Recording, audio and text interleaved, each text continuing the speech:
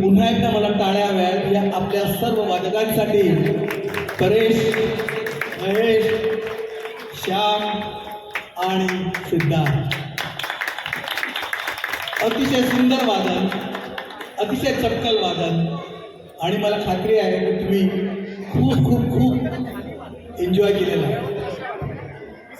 गायला पण हुरूप येतो, एवढी छान साथ आहे सगळ्यांची।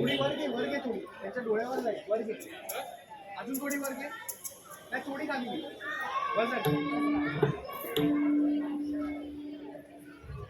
डोळ्यावर येते, थोडी वर घे। रसिक प्रेक्षक, भागवत धर्म आणि संतांचा स्थान महाराष्ट्राच्या इतिहासात अनन्यसाधारण महत्त्वाचा आहे। एक असा कालखंड होता जेव्हा परकीय आक्रमण होती, अराजक होतं, अस्थिरता होती, लोक गांजले होते, कर्मकांडाचे स्तोम मांडले होते। अशा वेळी भागवत धर्माने सामान्य माणसाला जगण्याची दिशा दाखवली, संभ्रम दूर केला। संत ज्ञानेश्वर रूपी सूर्य क्षितिजावर आला आणि भागवत धर्माची सकाळ झाली। माऊलींनी रसाळ भाषेत तत्वज्ञान सामान्य लोकांपर्यंत पोहोचवलं। ज्ञानदेवे रचिला पाया, त्यांनी जी गुढी उभारली तिथे मग सगळे जमा झाले। नामदेव शिंपी, गोरा कुंभार, चोखा मेळा, अगदी सगळेच संत। निवृत्ती ज्ञानदेव, सोपान मुक्ताबाई, एकनाथ नामदेव तुकाराम हा गजर अख्ख्या महाराष्ट्रात दुमदुमू लागला। सगळ्या जाती जमातीची लोक त्या ध्वजाखाली एकत्र आले। संत जनाबाई म्हणते की ही सारी संत मंडळी पांडुरंगाच्या अंगा खांद्यावर खेळत आहे, जणू गोपाळांचा मेळाच। असा हा माझा विठू सावळा अगदी संपूर्णपणे लेकरवाळाच आहे। ऐकूया विठू माझा लेकरवाळा पुन्हा एकदा शर्वरी गोखले।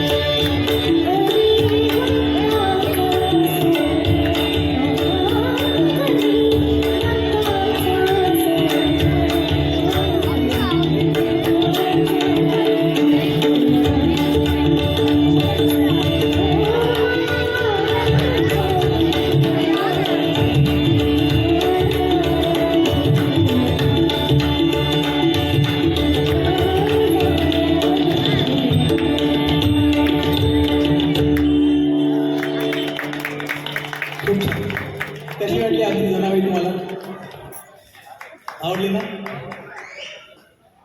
पुन्हा एकदा मंडळाच्या कार्यकर्त्यांचे आभार की आम्हाला पुन्हा एकदा तुम्ही उजेडात आणलेत म्हणून.